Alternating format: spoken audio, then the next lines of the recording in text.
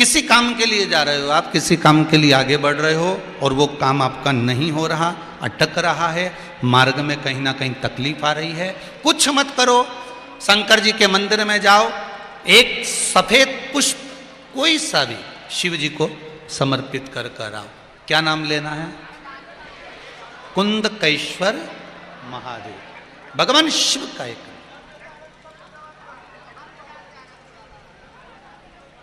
कुंदकेश्वर। बाबा देव अधिदेव महादेव के भरोसे पर अगर आपने छोड़ दिया, शंकर के भरोसे पर अगर आपने दे दिया, तो ये फिर विश्वास मानकर चलिए कि देव अधिदेव महादेव वो कार्य को कर लेगा। पर हम लोगों की जो आदत है ना, थोड़ी सी अलग है। अपन सबकी क्या आदत है कि पहले पूरे परिवार वालों से जाकर कहते हैं मेरा ये काम है कर दोगे क्या, मेरा ये काम है कर दोगे क्या। जब परिवार वाले नहीं करते तो फिर राजनेताओं से कहते हैं नेताजी ये काम कर दोगे क्या, नेताजी नहीं करे फिर वो दूसरे से कहेंगे भैया ये काम कर दोगे क्या। सबके पीछे पड़ गए, सबके हाथ जोड़ लिए, सबके पांव पड़ लिए, हर तरह से कार्य कर कर देख लिया, सब दूर हाथ जोड़े। मेरा शिव कहता है मैं कहीं तुझे हाथ जोड़ने ही नहीं देता, एक बार तू मेरे पास तो आकर जोड़ता। और मेरे पास आकर हाथ जोड़ने की भी जरूरत नहीं है, मेरे पास आकर तो केवल दिल जोड़, ये मन जोड़, ये चित्त जोड़, ये वृत्ति जोड़, ये मन को मेरे में लगा कर देख। एक बार तू मेरा होकर तो देख, एक बार दिल से कह तो सही कि शंकर मेरा और मैं शंकर का।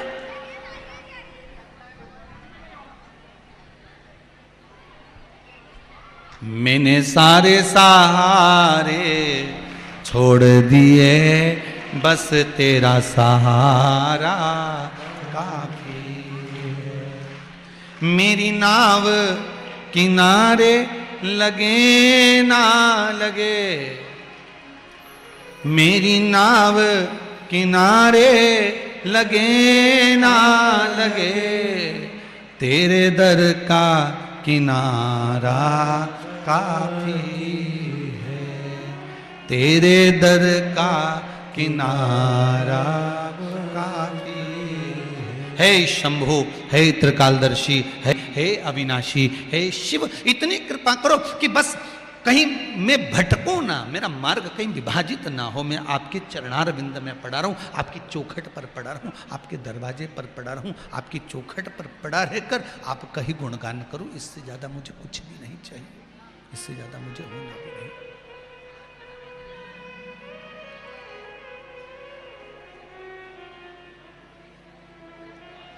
महाराज, अरे देख लिया संसार हमने, देख लिया सब मतलब के यार हमने, देख लिया सब मतलब के यार हमने, देख लिया झूठे संगी झूठे साथी, झूठे संगी झूठे साथी, अरे झूठा है संसार हमने देख लिया, झूठा है संसार हमने देख लिया, देख लिया संसार हमने देख लिया। अच्छा, किसी ने एक बात बहुत सुंदर कही कि गुरुजी आप कहते हो संसार झूठा है तो फिर भगवान ने जन्म काय को दिया? अगर संसार झूठा है, बेकार है, तो भगवान ने जन्म क्यों दिया? यही बात भगवान रामचंद्र जी से, यही बात मेरे भगवान से माता पार्वती ने, राम जी से सीता ने, कन्हैया जी से राधा ने पूछा था। जब ये संसार बेकार है तो फिर मनुष्य को जन्म क्यों देते हो, किस लिए देते हो? भगवान कहते हैं संसार को झूठा इसलिए कहा गया है क्योंकि जो फल पेड़ पे लगा रहता है उसको तोता चोंच से खाता है तो फल तोते का खाया हो जाता है, तोते का झूठा हो जाता है। गिलेरी ने खाया तो गिलेरी का झूठा हो जाता है, कौवे ने खाया तो कौवे का झूठा हो जाता है। भगवान कहते हैं ये संपूर्ण संसार में सबसे पहले जन्म हमने लिया है। इस संसार को पहले हमने झूठा किया है, अपने अधरों से इसको रखा कि ये नाते ऐसे होंगे, ये रिश्ते ऐसे होंगे, ये कुटुंब ऐसा होगा, ये परिवार ऐसा होगा। भगवान ने नहीं तो, भगवान तो वैकुंठ में भगवान विष्णु बैठे हुए थे, किसको मालूम था कि संसार ऐसा होगा? ब्रह्मा जी अपने धाम में बैठे हुए थे, किसको मालूम था संसार ऐसा होगा? पर भगवान राम ने, भगवान कृष्ण ने, भगवान दत्त ने, संत मुनियों ने, ऋषि गुरुओं ने इस भूमि पर जन्म लेकर आपको जीने का तरीका बताया है कि आपको ऐसे जीना है और जीने के साथ में भगवत भजन में लगकर उस परमात्मा का होना है। ये हमारे संत, ये हमारे साधु, ये हमारे तपस्वी, ये हमारे साधक कहते हैं। पर दिक्कत हमारी है। जैसे दो माताएं नल पे झगड़ा कर रही थी, एक बोल रही थी 1 घंटा हो गया, बाल्टी हटा ले अब तेरी। दूसरी कह रही है अभी भराने तो दे, बड़बड़ करे जा रही है, जब से आई बोले जा रही है, चुपचाप बैठ नहीं सकती। फिर कह रही हूं बाल्टी हटा रही है कि नहीं हटा रही है? वो कि जब तक भरेगी नहीं तब तक नहीं हटाऊंगी, जा तुझे जो करना कर ले। अब वो तो झगड़ा करे दोनों, और दोनों में झगड़ा हो रहा। एक कह रही बाल्टी हटा और एक के जब तक नहीं भराएगी तब तक नहीं हटाऊंगी। वहीं से एक संत निकल कर जा रहे थे। अब संत को लगा बताओ दोनों एक ही मोहल्ले की है, एक ही नल से पानी भर रही है और कितना झगड़ा कर रही है। इतने में संत पहुंच गए। संत ने पूछा क्यों री जीजियो, अरियो खरगोन वालियों, क्यों झगड़ रही हो ये बताओ। ये कह कि बताओ 1 घंटे से बाल्टी लगा के खड़ी है नल के नीचे और हटाने को तैयार नहीं है, और दूसरी से कहा तू हटाती क्यों नहीं है? कि जब तक भराएगी नहीं तब तक हटाऊंगी नहीं। अब दोनों झगड़ा कर रहे। संत ने कहा बाल्टी कहाँ है, मेरे को जाके देखने दो। जो जाकर देखा तो दोनों ने सवेरे सवेरे नल आए थे 3:30 बजे रात को, दोनों ने जो बाल्टी लगाई थी वो बाल्टी जो लगी थी वो उल्टी लगा दी थी। अब वो भराए नहीं और ये हटाए,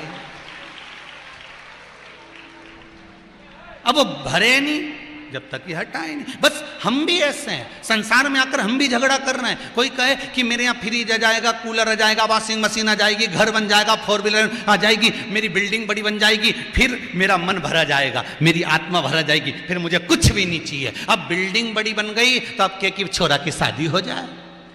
अब छोरा की शादी हो गई तो भगवान से क्या पोता पोती हो जाए। अब पोता पोती हो गया तो क्या मैं सोना की सीढ़ी चढ़ जाऊं? बताओ, कथा की 4 सीढ़ी नहीं चढ़ते बन रही, मां सोना की चढ़ने चली। अब बताओ बाल्टी भरा रही है? अरे जम के तो बोलो, बाल्टी भराई नहीं भराई? अब भी दिवाली पे साड़ी ली, अब भी दिवाली गए कितना समय हुआ? तुम मुंडा से बोलो रे, बोलो जरा कितना समय हुआ? अब भी ली दिवाली पे, करवा चौथ पे ली, अब भी ली। उसके बाद फिर घूमते घूमते यहाँ से निकल के गई कथा सुनते सुनते, और देखती हुई जा रही, बात गुलाबी वाली अच्छी लग रही है। बताओ ये बाल्टी भराई? अलमारी भरा गई बस साड़ियों से, पर बाल्टी नहीं भराई। बाल्टी क्या, बाल्टी क्या? ये मन नहीं भरा, ढूंढ रही है बस। भगवान ऐसी कृपा कर दे, भगवान ऐसी कृपा कर दे।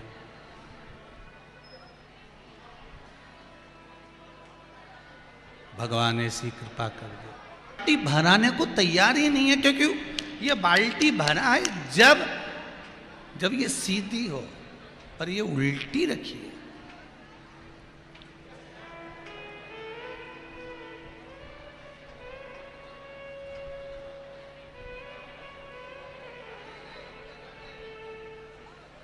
ये बाल्टी उल्टी रखी है, कैसे भरा है? इसीलिए शायद कहा पाप करंता हसे ये मनवा, जाप करंता रोवे। पाप पुण्य पाप कर्म में निश दिन जागे, कथा कीर्तन सोवे। ऐसी फूटी पड़ी तकदीर, कहो ना कैसे तारोगे। भगवान एक इस किस्मत को, इस भाग्य को, इस शरीर को तारोगे कैसे, ने जन्म दिया।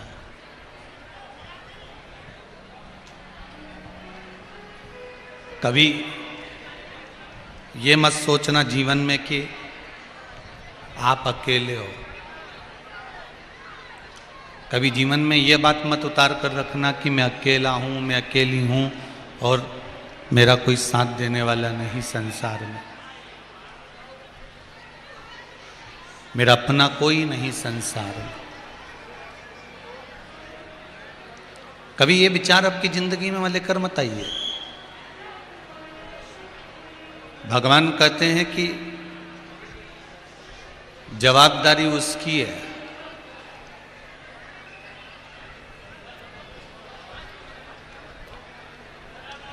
जब वो परीक्षित की रक्षा करने के लिए गर्भ में पहुंच सकता है,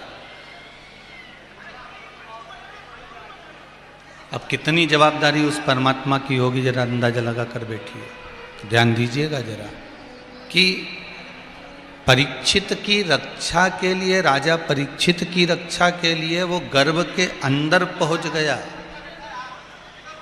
उत्तरा के गर्भ में वो पहुंच जाता है।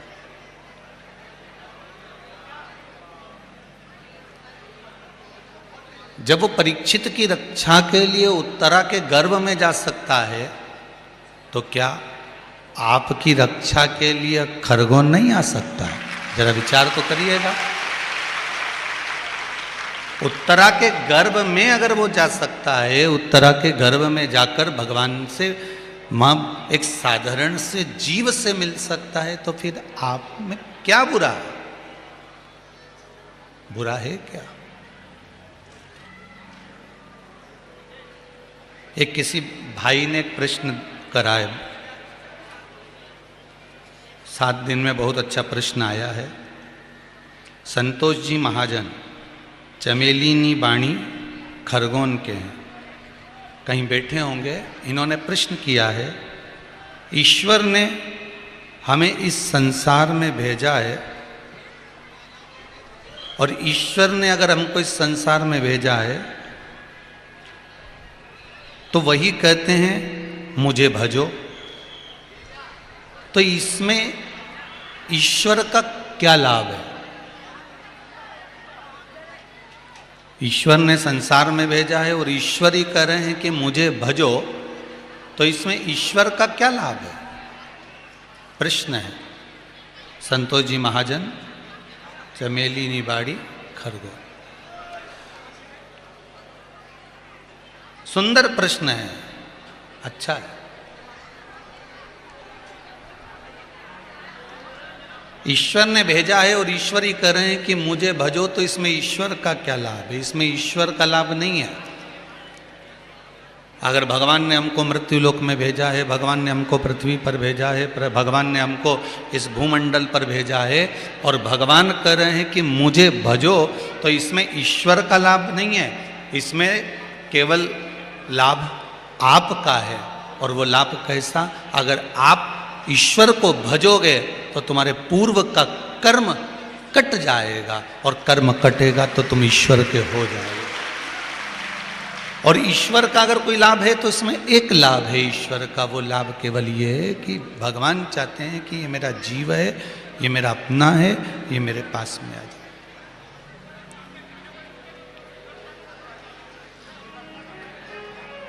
ये मेरा अपना है, ये मेरे पास में आना चाहिए। रिटर्न बढ़ाओ, थोड़ा डीले कम कर दो। ये मेरा अपना है, ये भटकना नहीं चाहिए, इसको कहीं इधर उधर ना जाए, ये मेरा अपना है।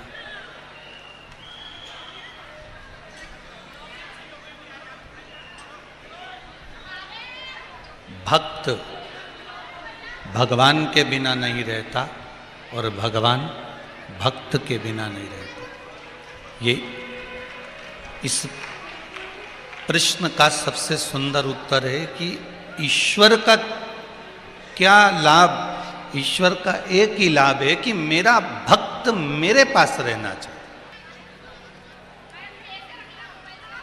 ऐसी इस पूरे पंडाल में ऐसा कोई बाप बैठा हो, ऐसा कोई पिता बैठा हो और ऐसी कोई माँ बैठी हो, तो जरूर बताना जो चाहती हो कि मेरे बच्चे मुझसे दूर चले जाएं या अलग हो जाएं। इस पंडाल में अगर कोई ऐसा माँ बाप बैठा हो, कोई पिता माता बैठी हो, जो पिता चाहता हो कि मेरे बच्चे मुझसे दूर रहें, मेरे बच्चे मुझे छोड़ कर चले जाएं, मेरी बहू मुझे छोड़कर चली जाए, मेरे पोता पोती मुझे छोड़कर चले जाएं।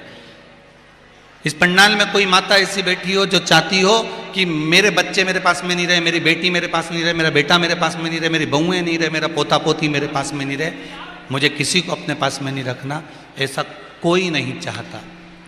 माता पिता का जो दिल होता है वो होता ही ऐसा है कि वो गाली खा लेते हैं, अपशब्द ताने सहन कर लेते हैं। नहीं तो अलग करने को तो सास को जब गुस्सा आए ना और अपनी वाली पे आ जाए तो बहू को 2 मिनट में अलग कर दे, पर अपने छोरे के चक्कर में, बेटे के चक्कर में वो ताने भी सहन कर लेती है पर घर में रह लेती है। कितने ताने बहू देती है, उसके बाद भी माँ घर में रहती है। कितने ताने बेटा देता होगा, उसके बाद भी माँ घर में रखती है। माँ तो भी अपने बच्चों को अलग नहीं करती है, माँ तो भी अपने बेटे को दूर नहीं करती है, पिता तो भी अपने बच्चों को दूर नहीं करता है, पिता अपने बच्चों को कहीं दूर नहीं भेजता है, क्योंकि वो पिता है।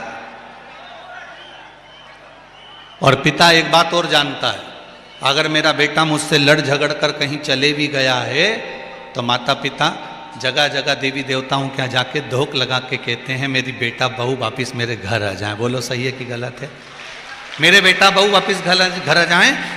ये माता पिता जगह जगह धोख लगा कर, प्रणाम कर कर, निवेदन कर कर भगवान से कहते हैं कि मेरे बहू बेटा मेरे घर पर आ जाए, मेरे बहू बेटा मेरे घर पर पहुंच जाए। वो निवेदन करता है, बार बार प्रार्थना करता है, बार बार भगवान से विनती करता है। उसी तरह ये जितनी जीवात्मा है, चाहे जलचर की हो, चाहे थलचर की हो, चाहे वायुचर की हो, चाहे ये मानव देह की हो, भगवान जैसे माता पिता अपने बच्चे को अलग नहीं करना चाहते, भगवान भी तुमको अपने आप से अलग नहीं करना चाहता। भगवान अपने पास में रखना चाहता है।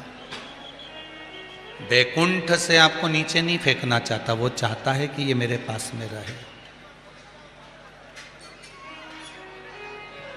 पर कर्मों के कारण अगर मनुष्य चला भी जाता है, कर्मों के कारण अगर मानव चला भी गया, मृत्युलोक में पहुंच भी गया, तो जैसे माता पिता चाहते हैं कि मेरे बच्चे वापिस मेरे घर में आ जाएं, उस तरह से परमात्मा भी चाहता है कि मेरा भक्त वापिस मेरे पास में आ जाए। भक्त मेरे पास में आना चाहिए। भजन करने वाला, स्मरण करने वाला, दान करने वाला, पुण्य करने वाला, सत्कर्म करने वाला, भगवान की भक्ति में डूबने वाला, भगवान के भजन में डूबने वाला, भगवान के स्मरण में डूबने वाला, जो भगवान की भक्ति में निरंतर लगा रहता है, जो सच्चा होता है, सत्कर्मी होता है, ईमानदार होता है, धर्माचार्य होता है, धर्म पथ पर चलने वाला होता है, जो नेक पथ पर चलने वाला होता है, सही राह पर चलने वाला होता है, जो झूठ कपट बेईमानी प्रपंच से दूर रहता है, भगवान ऐसे जीव को, भगवान भी चाहता है कि ये जीव मेरे पास आना चाहिए, ये जीव मेरे पास आना चाहिए। कई कई घरों में तो बूढ़ी बूढ़ी माताएं बेचारी पड़ी हुई हैं, पलंग पर सड़ रही हैं, कोई कोई बूढ़ा बूढ़ा व्यक्ति पलंग पर पड़ा हुआ है और कहीं उसको शरीर गल गया, कहीं कुछ गल गया, कहीं कुछ गल गया, शरीर बेकार होते चले गया। बार बार पंडित जी से पूछा गया क्या करें, पंडित जी ने कहा गीता जी का पाठ सुना दो, गजेंद्र मोक्ष का पाठ सुना दो, गंगा जल पिला दो, तुलसी दल खिला दो, सब कुछ करा, तो भी थोड़ी देर ऐसा लगता है कि मर गई, जमीन पे सुला वापिस जिंदा हो जाती। कभी कभी ऐसा महसूस होता है। कोई कोई इतना गल गया, इतना सड़ गया, शरीर बेकार हो गया, डॉक्टर सिस्टर कीड़े निकाल रहे हैं शरीर के, तो भी प्राण नहीं छूट रहा है। कारण क्या है? और कोई ऐसा कि फूल की तरह, जैसे फूल तोड़ लिया जाए, अच्छा था, बिल्कुल बढ़िया था, और भगवान उसको उखाड़ कर ले गए, उठा कर ले गए। होता है। भगवान को भी मालूम है कि मेरे पास में रखना है तो मेरे पास कोई अच्छों को रखना, कोई ऐसे वैसे को लेके आ जाऊं और ऊपर आके झगड़ा करे, क्या फायदा? वो कहते हैं ना, एक महाराज जी ने प्रवचन में पूछा कि तुम में से कौन कौन बैकुंठ जाना चाहता है? सबने हाथ उठा दिया। आगे आगे एक 70 साल की बूढ़ी माँ बैठी थी, उसने हाथ नहीं उठाया। तो महाराज जी ने पूछा, माँ आप बैकुंठ नहीं जाना चाहती? बूढ़ी माँ कहती है, महाराज ये सबकी सब बैकुंठ चली जाएगी तो मेरा खरगोन तो वैसे ही बैकुंठ बन जाएगा, तो मुझे बैकुंठ जाने की जरूरत क्या? तो अर्थात वो ये जानती है कि क्लेश, झूठ, प्रपंच, छल, बेईमानी ये सब नरक का द्वार है।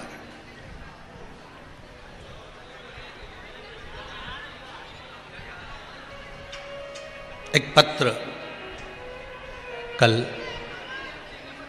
जब सिद्धनाथ मंदिर गए थे तो किसी ने एक पत्र दिया था।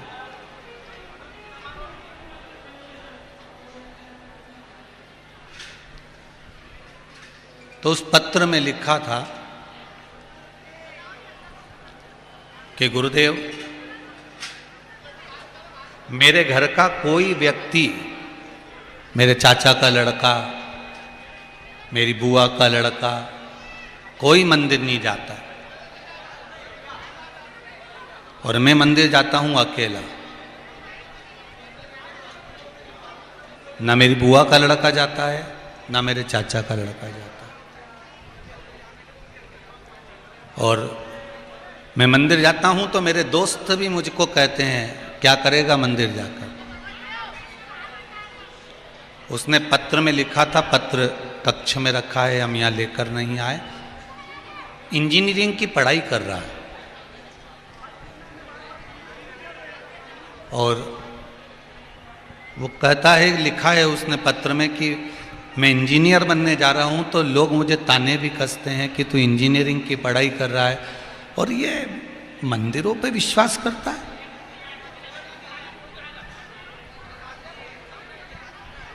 तू भगवान पर विश्वास करता है, भगवान पर भरोसा करता है। वो सीहोर वाले महाराज का तो काम ही है बोलना, उनका तो काम है बोलने का, तो तू उनकी बात पे विश्वास करता है? कहां?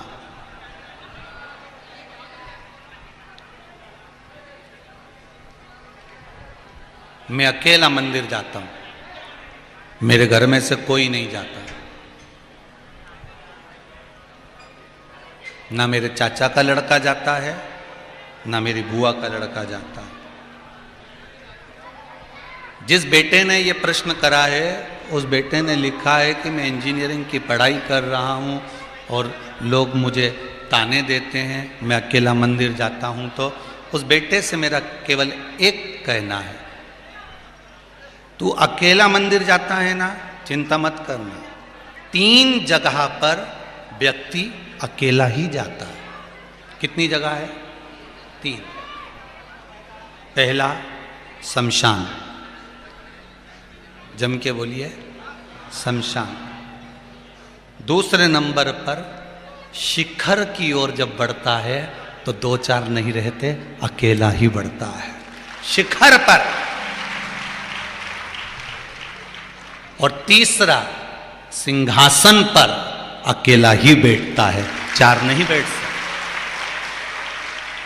कभी अपने मन में ये लेकर मत आना कि मैं अकेला मंदिर जा रहा हूं। तुझे अकेला शंकर मंदिर में इसलिए बुला रहा है क्योंकि तुझे सिंहासन पर ले जाकर बिठाना है, शिखर पर बढ़ाना है, इसलिए शिव जी तुझे अकेला बुला रहा है।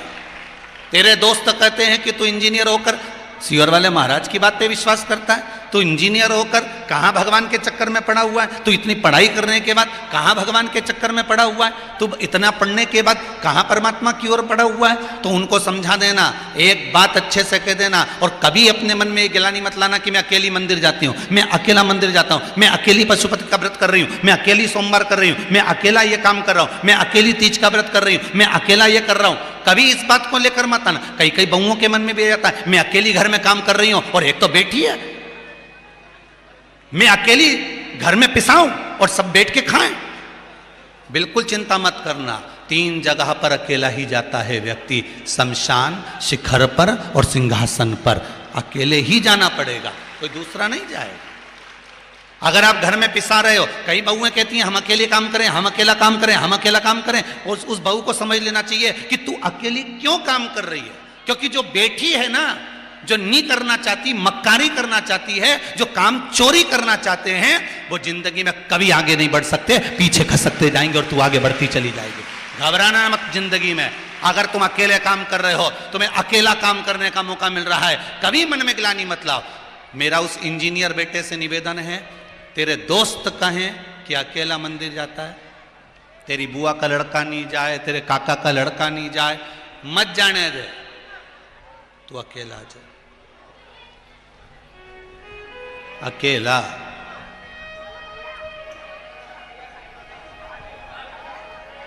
क्यों चिंता करता? शमशान अकेला जाता है, शिखर पर अकेला जाता है, सिंहासन पर अकेला जाता है। कभी ये कई बहुओं के मन में ये बड़ा टेंशन रहता है, मैं अकेले काम करूं, तो तू भी उसके जैसी बन जा, धनवंतरी। कौन मना कर? काम कौन नहीं करती? जम के तो बोले, जम के वही धनवंतरी, और काम ही नहीं कर। वो तो सोच किया ही है, मेरे पिताजी ने खूब धन दिया, मैं काहे कोई हिलूट जा, तो उसी का नाम धनवंतरी, कोई हिले ही नहीं। तू भी उसकी जैसे बन जा। शिव महापुराण की कथा कहती है, अगर अकेला काम करने का मौका मिला है, कई लोग कहते हैं हमारे यहाँ पर जब जब भोजन होता है, कोई हाथ नहीं करता, कोई हेल्प नहीं करता, मैं अकेली ही सारा भोजन बना के पंडितों को जिमाती हूँ, श्राद्ध करती हूँ, अपने ससुर का श्राद्ध, अपनी सास का श्राद्ध, अपने परदादा का श्राद्ध, अपने दादाजी का श्राद्ध मैं अकेली करती हूँ। करो, कोई घबराना नहीं है अपने को। और कभी ये मत सोचना कि तुम अकेले हो,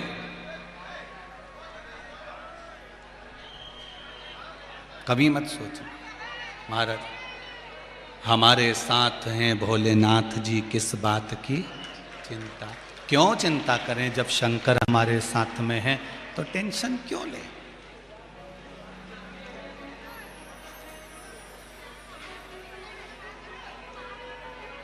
हम क्यों चिंता करें? अकेले नहीं हो तुम। भगवान कहता है जन्म लिया उस परीक्षित ने तो मैं उसके साथ में था, और मरेगा तो मैं उसके साथ रहूंगा।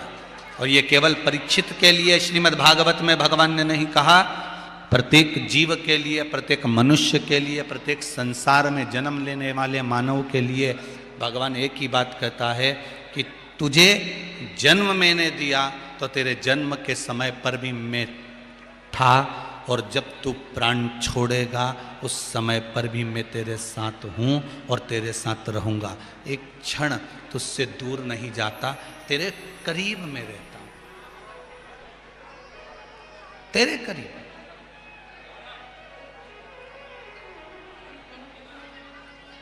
राम कैसे भी कहो, कृष्ण कैसे भी कहो, शिव कैसे भी कहो, उसका फल आपको मिलेगा। दो सहेली आपस में बात कर रही थी,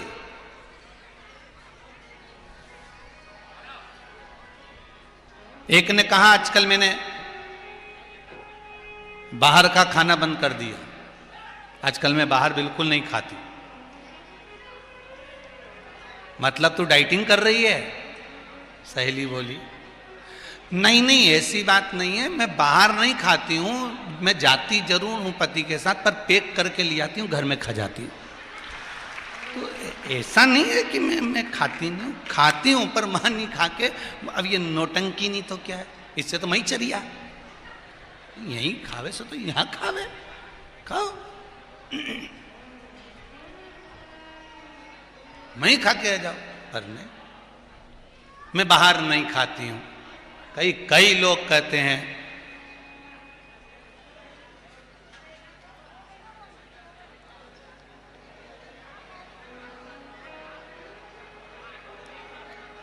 बहुत बड़ी बात है, थोड़ा सा लग सकती है तुम्हारे को, और ये तो परमानेंट है, लगाते ही रहे, उसमें कोई दिक्कत नहीं, पर लग जाए।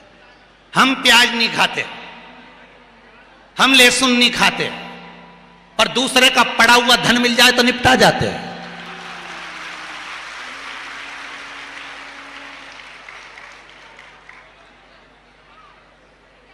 किसी ने थोड़ा सा धन रख दिया, निपटा गए। पड़ा हुआ मोबाइल मिल गया, निपटा गए। और नाटक ऐसा करे कि हम तो ये नहीं खाएं, हम तो वो नहीं खाएं। अरे तुम ना जाने कित्तों को निपटा गए, और क्यों हम ये नहीं खाएं? भगवान कहता है, भगवान को नौटंकी और नाटक पसंद नहीं है। भगवान कहता है छोड़ो, जैसे तुमने प्याज का खाना छोड़ा है, जैसे तुमने लहसुन का खाना छोड़ा है, तुमने जैसे गलत चीजों का खाना छोड़ा है, शिव महापुराण कहती है बस वैसा ही अपने जीवन में याद रखो कि दूसरों का दिल दुखाना छोड़ दो, जीवन का सबसे बड़ा सुख प्राप्त हो जाएगा। जीवन का सबसे बड़ा सुख प्राप्त हो जाएगा। हम सारे नाटक कर लेते, सारी नौटंकी कर लेते हैं, पर दुनिया का दिल दुखाना नहीं भूलते। हम उसको टॉर्चर करना नहीं भूलते, हम उसको दुख देना नहीं भूलते, हम उसको कहना नहीं भूलते, मुख से अपशब्द कहना नहीं भूलते, ताने देना नहीं भूलते, गालियां देना नहीं भूलते।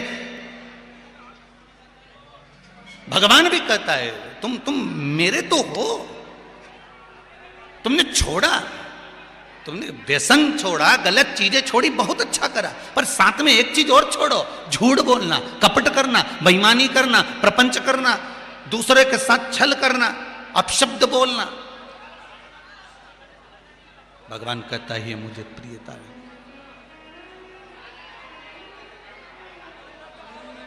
इसमें मेरी प्रियता रहेगी। आप भजन तो करो, आप स्मरण तो करो, भक्ति में डूबो तो सरी। प्रथम वैष्णव है मेरे भोलेनाथ, प्रथम वैष्णव है मेरे शंकर।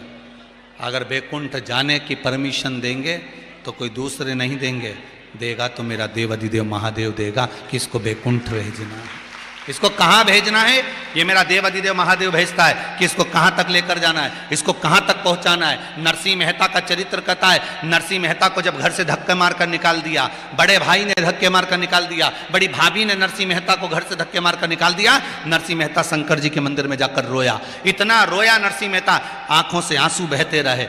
भगवान शंकर प्रसन्न हो गए, नरसिंह मेहता को नंदी पर बिठा लिया, पूछा क्या चाहता है? उस सांवरिया का दर्शन करने चाहता हूं।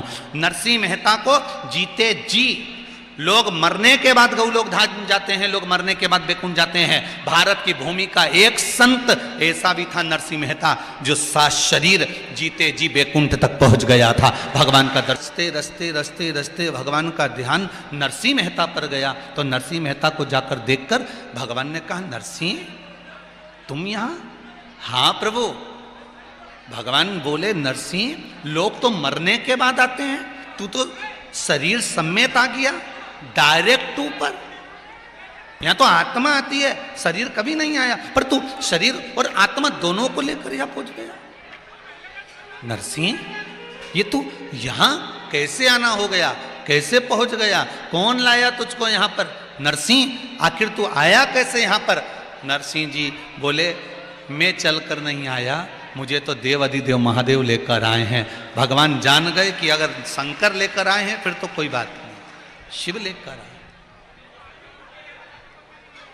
शंकर इसको लेकर आए। अर्थात परमात्मा के धाम तक भी अगर कोई लेकर जाएगा, राम तक, कृष्ण तक, मेरे ठाकुर जी तक लेकर जाएगा, तो कोई परम भगवदीय वैष्णव लेकर जाएगा। ठाकुर जी की हवेली भी आप ऐसे ही नहीं जा सकते।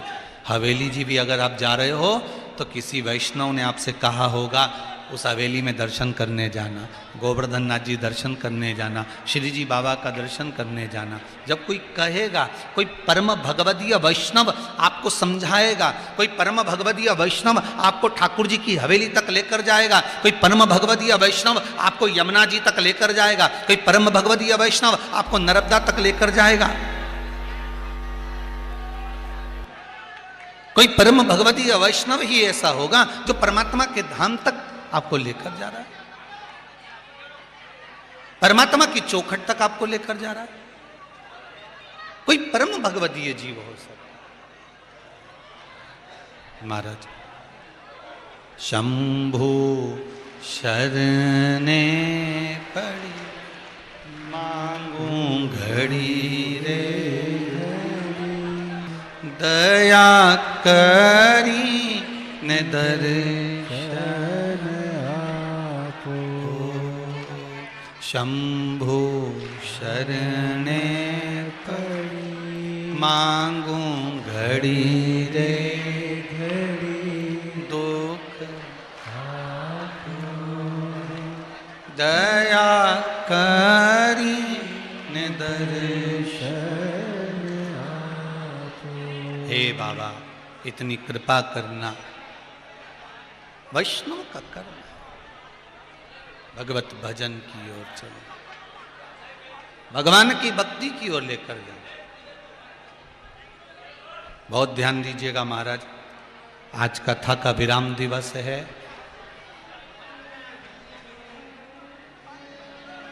एक क्षण अगर भगवान से इस कथा के बीच में मिलन हो जाए तो समझ लेना कि 7 दिन की कथा का पूरा पुण्य फल मिल गया।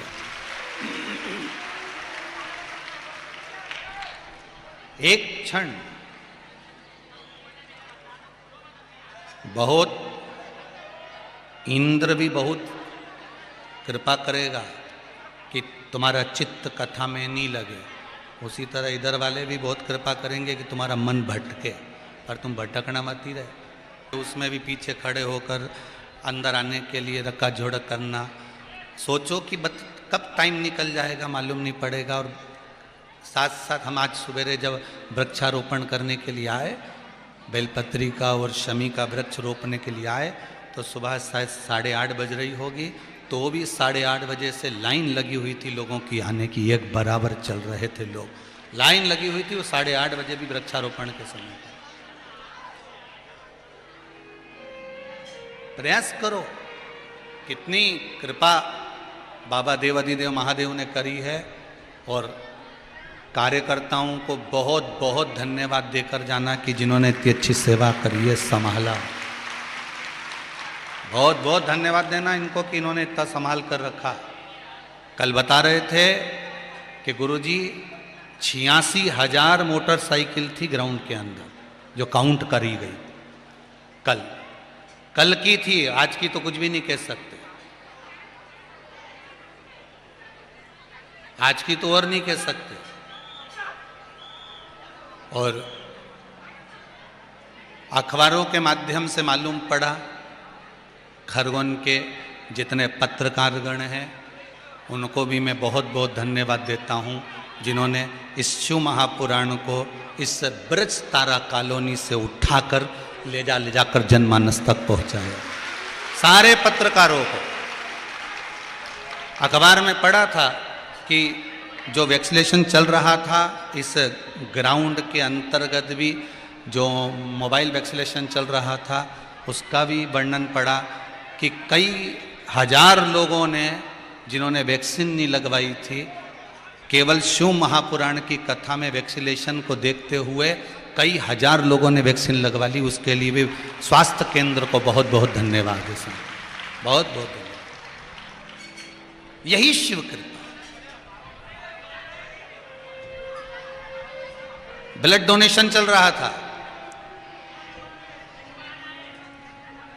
वो स्वास्थ्य केंद्र वालों ने वर्णन किया है। किसी ने कहे गुरुजी ब्लड देने वालों ने, ब्लड दान करने वालों ने भी इतना दान करा जिसका वर्णन नहीं। गुरुजी जो देखो वो, जो देखो वो। यही धर्म के साथ में हमें राष्ट्र सेवा भी करना, केवल कथा ही लक्ष्य नहीं है, हमारा राष्ट्र भी हमारा लक्ष्य है। हमारा राष्ट्र भी सवरे, ये हमारा लक्ष्य होना चाहिए। राष्ट्र सवरे। शंकर की कथा, परम भगवदीय वैष्णव का सबसे बड़ा लक्षण है कि वो दूसरे को भी अगर भगवत भजन की ओर लेकर जा रहा है तो उसको भक्ति में डुबाने का प्रयास करे। भक्ति में डुबाने। कितना सुंदर संवाद है शिव महापुराण का। महाराज, विदल और उत्पल ये 2 असुर हुए।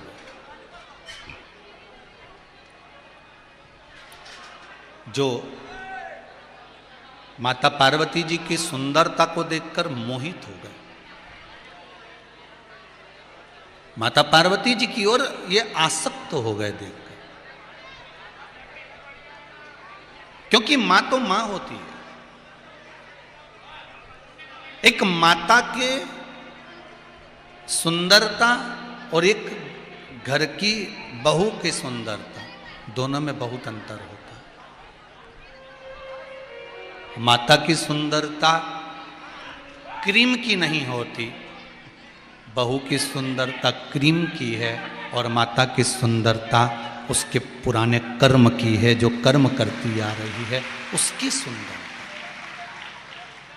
ये चमक, ये दमक, फुल वन में महक, सब कुछ सरकार तुम ही से है। वो क्रीम की हो सकती है, घर की बेटी की जो चमक है वो क्रीम की हो सकती है, पर घर की जो बुजुर्ग माता है वो ना चेहरे पर कुछ लगाती है ना कुछ शरीर पे ये लगाने का काम करती है। वो तो बस जल्दी से जल्दी कंगा वंगा करा, और कंगा भी करी के वो तो इतनी, कई बार तो इतनी व्यस्त रहती है कि कंगा भी बाल खोल के नहीं कर पाती, ऊंचा ऊंचा पे उछ लेती है। और होठों पे लगाने का कहीं नहीं मिले तो उन्हें तो वो जो कंकु की बिंदी लगाए नहीं, उके गीला करके पोत ले। घर की बुजुर्ग माता बुजुर्ग, उसको कोई मतलब ही नहीं,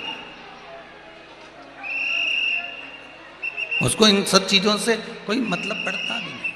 महाराज शिव महापुराण की कथा कह रही है, शंकर का चरित्र कह रहा है, शिव चरित्र कह रहा है, वैष्णवता का सुख। एक परम भगवदीय वैष्णव दूसरे वैष्णव को अपनी ओर, परमात्मा की ओर लेकर जाने का प्रयास करे तो समझ लो वो परम भगवदीय वैष्णव है, वो परम भगवदीय जी। विदल और उत्पल ने उपद्रव मचाना प्रारंभ करा, और दोनों माता पार्वती को पाने का प्रयास करने के लिए माता पार्वती जी के पास में गए। तब विदल और उत्पल का संहार माता पार्वती ने कुंदुक उठाकर फेंक कर करा। जैसे ही फेंक कर मारा, विदल और उत्पल के प्राण छूटे, शिव जी के चरणों में जाकर वो कुंदुक गिर गया। शिव जी का नाम कुंदकेश्वर पड़ गया। बोल कुंदकेश्वर महादेव की। शंकर भगवान का नाम कुंदकेश्वर पड़ा। कुंदकेश्वर का मतलब आप समझ लें, बड़े ध्यान से सुनिएगा। कुंदकेश्वर का, जीवन में कोई कार्य करने के लिए जा रहे हो, कोई काम के लिए आगे बढ़ रहे हो और कार्य नहीं हो रहा, कार्य आगे नहीं बढ़ रहा, तो सफेद पुष्प शंकर जी पर कुंदकेश्वर महादेव के नाम से चढ़ाना प्रारंभ कर दो। कौन से महादेव के नाम से? जम के बोलिए जरा। कुंदकेश्वर। कुंदकेश्वर महादेव के नाम से जब सफेद पुष्प आप शंकर जी पे चढ़ाएंगे और काम के लिए आगे बढ़ेंगे, अपने आप कार्य सफल होगा। देखो एक सुंदर भाव लिखा हुआ है, बड़े सुंदर भाव।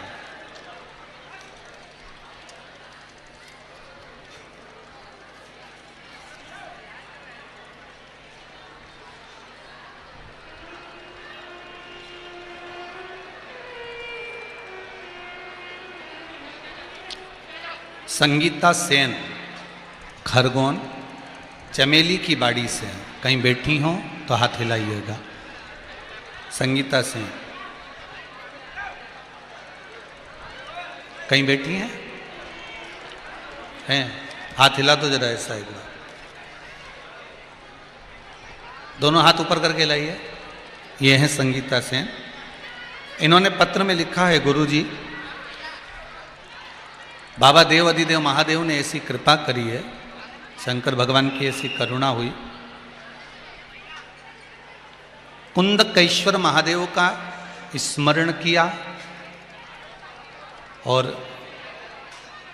मेरे बेटे का जॉब नहीं था, सर्विस नहीं थी, आपने लिखा है, पशुपति व्रत प्रारंभ किया और पहला व्रत ही पूर्ण हुआ था गुरुदेव, और बेटे की नौकरी लग गई।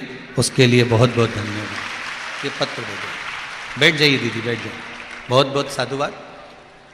कुंदकेश्वर महादेव अर्थात जब कोई काम अटक रहा है, जब कोई कार्य आपका ऐसा लग रहा है कि मैं जॉब पर जाना चाहता हूँ, मैं एग्ज़ाम दे रहा हूँ, नहीं निकल रहा है, प्रयास कर रहे हो आप, कर्म करो, पर कर्म के साथ में बाबा का नाम भी लेते हुए चलो। ये दूसरा पत्र भी बड़ा सुंदर है। जगदीश जी चौहान, गांव सिंध कॉलोनी खरगोन से हैं। कहीं बैठे हो तो हाथ जरूर हिला। जगदीश जी चौहान कहीं बैठे हैं? हाथ हिलाइएगा अगर बैठे हो तो। कहाँ है? दिख रहा है? अच्छा, उस वाले पंडाल में है क्या? हाथ हिलाओ जगदीश जी। अच्छा, दिख गया। बाउंड्री पे है भैया, देख लेना। दोनों हाथ हिलाइए ऐसे। जगदीश जी चौहान गोविंद सिंह कॉलोनी खरगोन से हैं। आपने लिखा है गुरुदेव,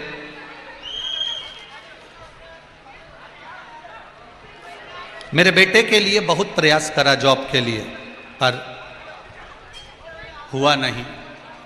तब किसी ने कहा एक बार कुबेरेश्वर धाम सीहोर चले जाओ। विश्वास रखकर पूर्णिमा पर लड़के की जॉब के लिए हम लोग कुबेरेश्वर धाम सीहोर गए और बाबा की ऐसी कृपा हुई कि 1 माह में यूएस की कंपनी में बेटे का जॉब लग गया और पैकेज भी बहुत अच्छा है। बहुत बहुत बधाई हो आपको, बहुत बहुत बधाई। बाबा की कृपा। बैठिए। कुंदकेश्वर महादेव का नाम, इन जितने पर्चे पड़े इनमें सब पर्चे सर्विस के हैं, नौकरी के हैं। सारे पर्चे सर्विस के हैं। और अभी तो ये ढेर लगा हुआ है मोटरसाइकिल की तरह, ये भी ढेर लगा। अभी जब भजन बीच में आएगा तो पढ़ लेंगे जैसा भी हो। तो और भी हैं बहुत सारे पर्चे।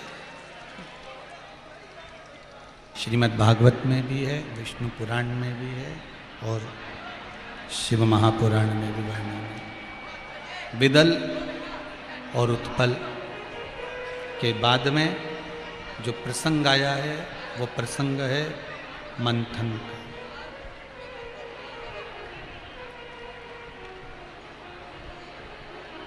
मंथन समुद्र का किया जा रहा है।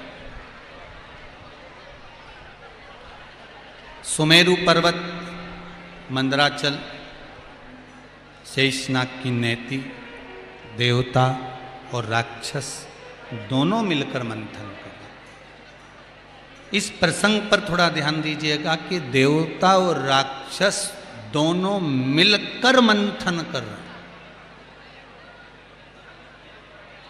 अर्थात शिव महापुराण की कथा कहती है कि अच्छे और बुरे इन दोनों से मिलकर ये संसार बना है और संसार चलता है।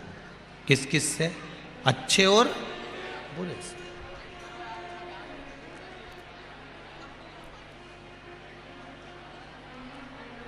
एक संत के दरवाजे पर एक चोर आया।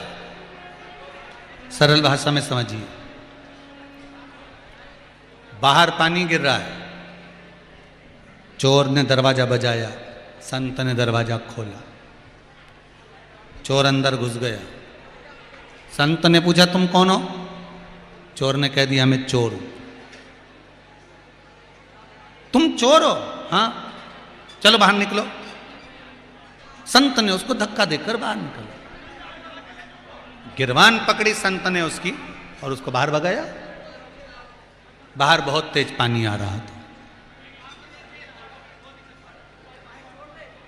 चोर ने हाथ जोड़कर कहा गुरुदेव, बाहर बहुत पानी आ रहा है, ओले गिर रहे हैं, बारिश बहुत तेज है, आपके कुटिया में रहने जान दो।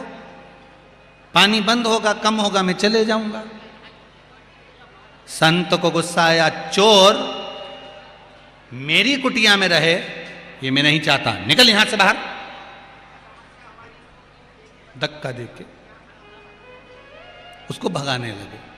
तभी आकाशवाणी हुई, ए संत, तुझे तो आज मालूम पड़ा कि ये चोर है तो तू इसको अपने कुटिया से भगा रहा है। मुझे तो ये माँ के गर्भ में था तब मालूम था कि ये चोर बनेगा, तो भी तो मैंने संसार में रखा उसको, तो भी तो मैंने उसको संसार में रखा। मुझे मालूम था कि ये चोर बनेगा, ये चोरी करेगा, ये कपट करेगा, ये बेईमानी करेगा, ये प्रपंच करेगा, तो भी मैंने उसको अपने संसार में, इस मृत्यु लोक में रखा। अगर मुझे मालूम होता अगर मुझे अगर मारना होता तो मैं उसको जन्म से ही नहीं मार देता।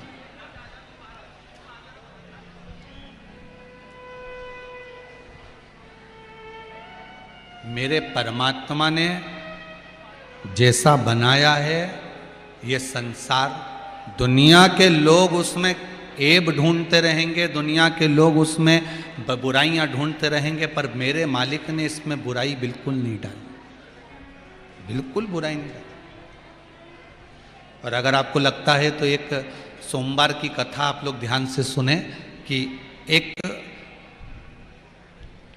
बच्चा 12 साल का 14 साल का, उसके 2 हाथ नहीं थे, 2 हाथ नहीं है। अब गांव के लोग तालाब में नहाने के लिए जाते, इसकी माँ कपड़े धोती तो यह बाहर बैठा बैठा देखता, रोता रहता। सोमवार की कथा का रो रहा है। शंकर और पार्वती का शाम का भ्रमण का समय था। पार्वती जी ने शिव जी से कहा सारे बच्चे तालाब में नहा रहे, नदी में नहा रहे, ये बेचारे बच्चे को देखकर मुझे हमेशा आती हूं ना, बड़ी दया आती है। प्रभु कुछ भी करो पर इस बच्चे के हाथ दे दो, ये बेचारा नहाएगा ना तो मुझे अच्छा लगे। शंकर भगवान ने कहा पार्वती, ब्रह्मा जी ने जैसा ललाट में लिख दिया है थोड़ा बहुत तो मैं बदल सकता हूं, परंतु तुम सोचो कि कटे हुए हाथ वापिस सजाएं, टूटे हुए हाथ वापिस सजाएं। अगर हाथ होते तो इसमें दम तो मैं दे देता, पर उसके हाथ ही नहीं है, कटे हुए हैं, यहीं से नहीं है, तो फिर ये तो भगवान ने डायरेक्ट नहीं दिया। अगर हाथ होते और उस पर अपंगता होती, लूले होते, पड़े रहते, तो उसमें मैं बल दे देता और वो तैर लेता। पर तुम तो ब्रह्मा जी की लेखनी से बिल्कुल ही विपरीत करने का कह रही हो। पार्वती जी बोलती है प्रभु कुछ भी हो जाए आप इसको हाथ दीजिए। शिव जी ने कहा पार्वती सुनो मत, मेरा कहना मान लो। पार्वती जी बोली नहीं, इतना छोटा सा बच्चा 14 साल का सबको नहाते हुए देख रहा है, रो रहा है, तुम उसको हाथ दो। शंकर जी ने कहा ठीक है। अब शिव तो दयालु थे, शंकर जी ने हाथ दे दिए। हाथ दिए, वो तालाब में कूदा। दूसरे दिन पार्वती जी और शिव जी फिर घूमने निकले तो क्या देखा, पूरे गांव में घर घर के दरवाजे पर अर्थियां बंध रही थी, अर्थियां बंध रही थी। कोई रो रहा था, कोई चिल्ला रहा था, कोई चीख रहा था। पार्वती जी ने पूछा प्रभु कल तक तो ये गांव अच्छा था, आज इस गांव में ऐसा क्या हो गया कि लोग रो रहे हैं, चीख रहे हैं, चिल्ला रहे हैं, अर्थियां तैयार हो रही हैं। पार्वती से शिव जी ने कहा भी और आगे चलो। आगे चलकर देखा तो गांव के कुछ बच्चे भागते हुए चले आ रहे थे, कपड़े भी नहीं तन पे और भाग रहे थे।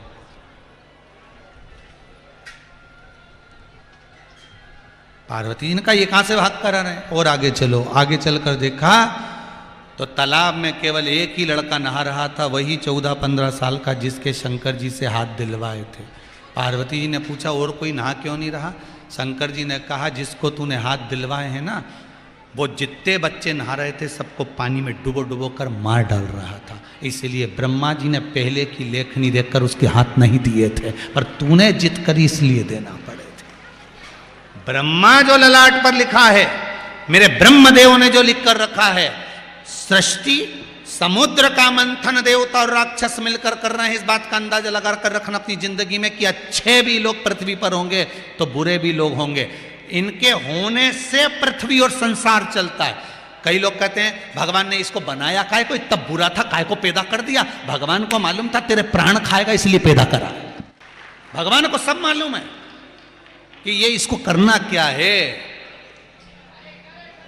सारी दुनिया के लोगों के पास नौकरी रहती है, काम रहता है, तुम ये काम करोगे, तुम दुकान चलाओगे, तुम व्यापार चलाओगे, तुम ये काम करोगे, तुम ये काम करोगे, तुम पत्रकारिता करोगे, तुम लेखनी लिखोगे, तुम पुस्तक लिखोगे, तुम धर्म का प्रचार करोगे, तुम सत्कर्म का प्रचार करोगे, तुम मां नर्मदा की सेवा करोगे, तुम आरती करोगे, तुम पूजन करोगे। सबके हाथ में भगवान ने इस ललाट पर लिख कर भेजा है कि तुम्हें कौन सा काम करना है।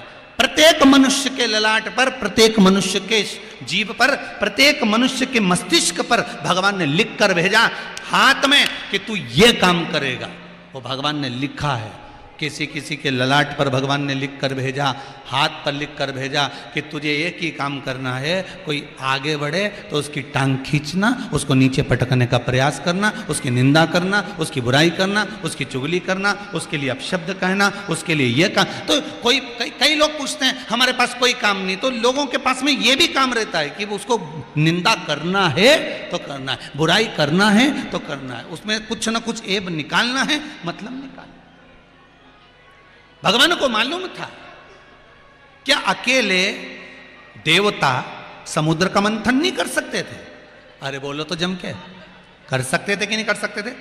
क्या अकेले देवता 33 कोटि देवता मिलकर क्या मंथन नहीं कर सकते थे? सब कर सकते थे। पर भगवान ने कहा नहीं, इसमें असुरों को भी शामिल करा जाए। मंथन देवता और राक्षस मिलकर करेंगे तब इसमें से कुछ प्राप्त होगा। जो मिलेगा वो प्राप्त होगा, वो आनंद की अनुभूति कराएगा। तो देवता और राक्षस दोनों ने मिलकर मंथन करा। संसार को भगवान ने केवल अच्छे ही अच्छे नहीं भेजे, भगवान ने बुरे भी भेजे हैं। क्यों? क्योंकि जब तुम अच्छाई करने के लिए आगे बढ़ोगे, सत्कर्म करने के लिए आगे बढ़ोगे, दान करने के लिए आगे बढ़ोगे, धर्म करने के लिए आगे बढ़ोगे, तब कोई ना कोई तुम्हारा हाथ पकड़कर खींचने वाला चाहिए, पांव पकड़कर खींचने वाला चाहिए। केवल इसी युग में नहीं, सतयुग तक की कथा निकाल लो।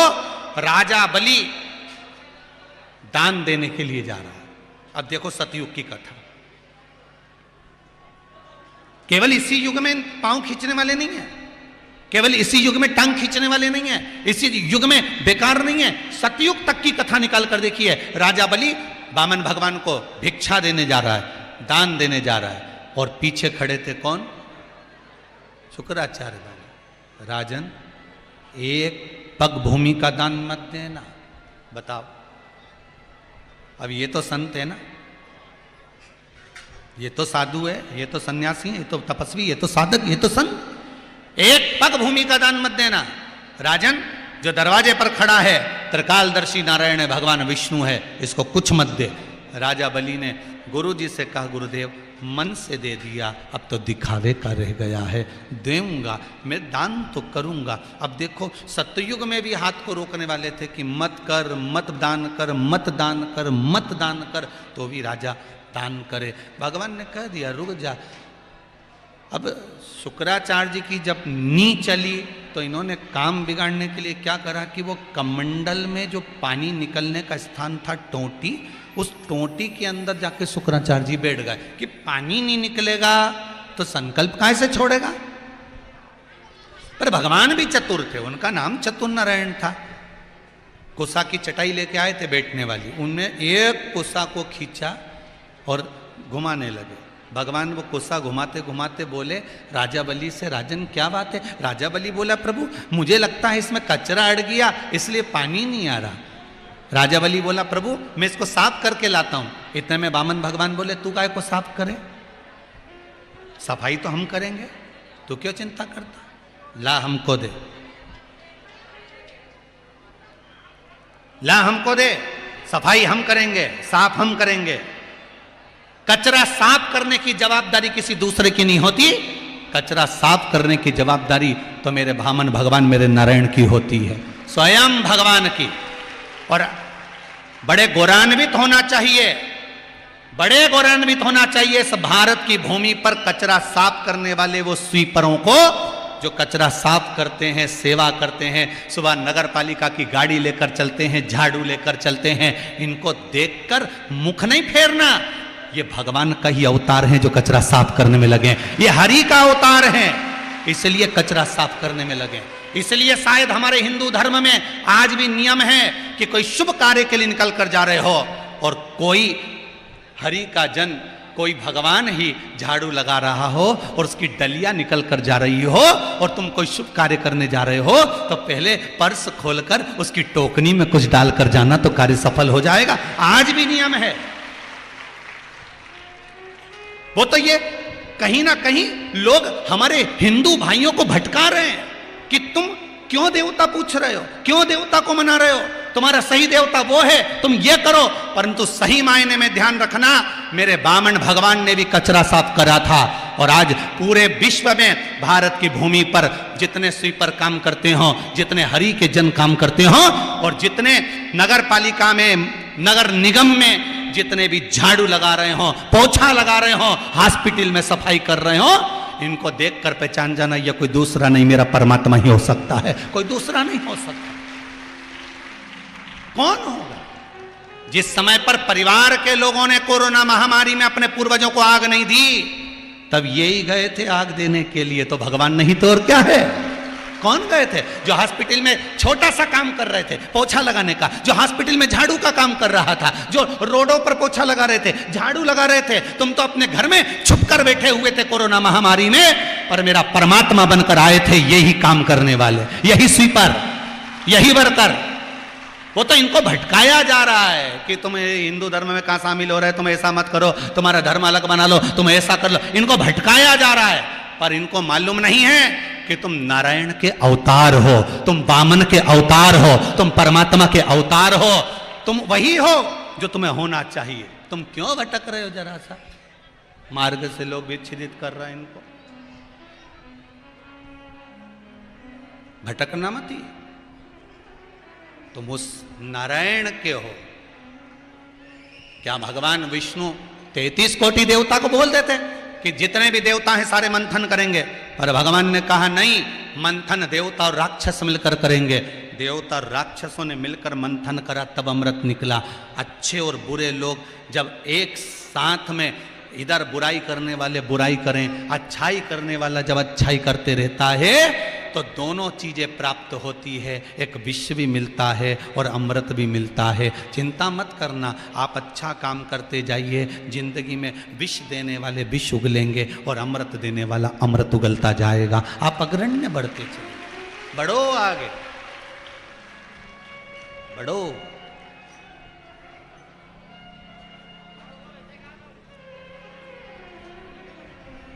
आगे बढ़ो तो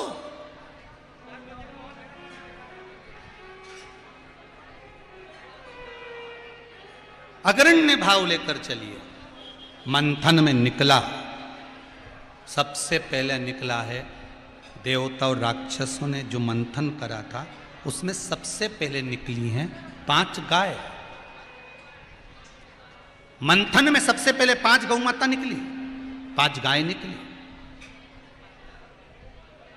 समुद्र मंथन में सबसे पहले गौ माता, नंदा, सुभद्रा, सुशीला, बहुला, सुरभि, ये 5 गाय समुद्र मंथन में निकली है। विष निकला, उससे पहले गौ माता निकली है। रतन निकले, उससे पहले गौ माता निकली है। माणिक मोती निकले, उससे पहले गौ माता निकली है। औषधि निकले, उससे पहले गौ माता निकली है। सारे अमृत और विष प्राप्त हो, उससे पहले गौ माता मंथन में प्राप्त हुई है। 5 गाय निकली हैं। बहुत ध्यान देना महाराज, जब देवता और राक्षस मंथन कर रहे हैं तो 5 गाय निकली। उसी तरह अच्छे लोग और बुरे लोग संसार में रहेंगे। केवल संसार में नहीं, परिवार में भी रहेंगे। कोई अच्छा मिलेगा, कोई बुरा मिलेगा। कोई कहेगा ये अच्छा है, कोई कहेगा कुछ, कोई कहेगा कुछ। दोनों तरह के अच्छे और बुरे, दोनों प्राप्त।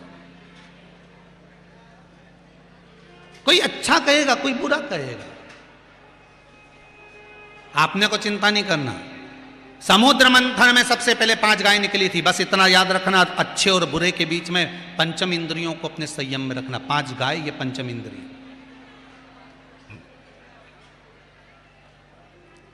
समुद्र मंथन में 5 गाय निकली थी। अच्छे और बुरे के मंथन में पंचम इंद्रियों को हमें वश में रखना। सबसे पहली इंद्री हमारे भीतर में ध्यान रखना। कोई बुरा भी कहे तो मन, इस 5 गाय को अपने काबू में रख लो। 5 इंद्रियों को अपने पास रखो। पहली जिह्वा, कोई कितना भी कुछ बोले, आड़ा टेढ़ा बोले, अपशब्द बोले, ताने दे, गालियां दे, कितनी कोसे, बस आप 5 गाय मंथन में पहले निकली है, उसी तरह पंचम इंद्रियों को अपने पास रखो। पहली इंद्री है जिह्वा। कोई कितना ही बोले, आपको अपशब्द नहीं बोलना। बड़े ध्यान से सुनना भाई, खरगोन वालों बहुत ध्यान से सुनना। वैष्णव शिव महापुराण की कथा आज विराम ले रही है। हम अपने घर चले जाएंगे, आप अपने घर चले जाओगे, पर जो आपने सुना वो आपकी जिंदगी बदल देगा। जिन जिन ने सुना, इन पत्रों में लिखा है। एक माता ने पत्र में लिखा कि पूजन के लिए हम बेलपत्र लेने जा रहे थे और एक ट्रक वाला मेरे पति को उड़ाकर चले गया। किसी ने पत्र में लिखा है। पर बाबा की कृपा कैसी रही गुरुदेव कि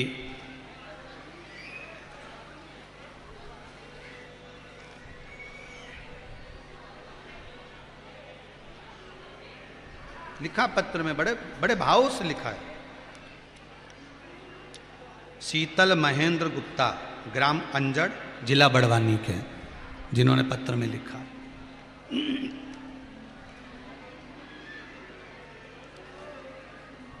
बैठे हैं कहीं? जिन्होंने पत्र में लिखा कि गाड़ी उड़ाकर चली गई, पर विश्वास पक्का था, भरोसा दृढ़ था भगवान के प्रति, तो भगवान ने साथ बचा लिया। डॉक्टर ने भी जहां जवाब दे दिया कि ये गया, पर एक डॉक्टर और बैठा था, देवाधिदेव महादेव, उसने मौत के काल से निकालकर उस महाकाल ने बाहर कर दिया। काल से बाहर कर दिया। क्या सोचना? देवता और राक्षसों ने जो मंथन करा है, देवता और राक्षसों ने मिलकर जो मंथन करा है, उस मंथन में सबसे पहले 5 गाय निकली है। उस 5 गाय का स्मरण करिए कि हमको भी ये अच्छे और बुरे के मंथन में 5 चीज़ों का स्मरण करना है।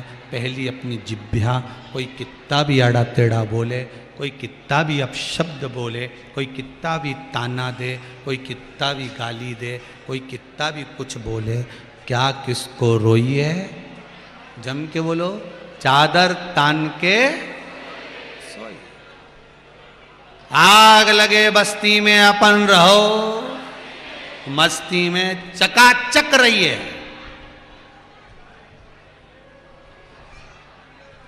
कथा सुन सुन के एक कोई गायक ने तो भजन ही बना दिया, आग लगे या बस्ती में अपन रहो भाई मस्ती में। लोग भजन गाने लगे आजकल।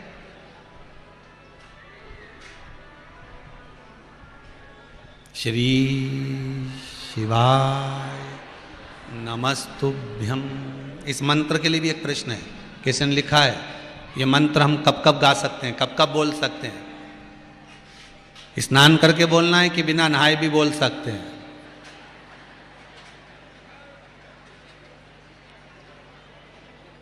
नहा के मरोगे कि बिना नहाए? पहले ये तो निश्चित करो। मृत्यु का कोई ठिकाना है क्या? अरे जम के तो बोलो रे, नहीं ना। जब मृत्यु का ठिकाना नहीं तो शंकर के किसी मंत्र का ठिकाना नहीं। तुम तो जब मर्जी पड़े तब जपो, जब फ्री खाता भी जपो, सोता भी जपो। सोता जपने की जरूरत ही नहीं, दिन भर जप लोगे तो सपने में वही दिखेगा, वही न जप, और कुछ दिखने वाला भी नहीं है।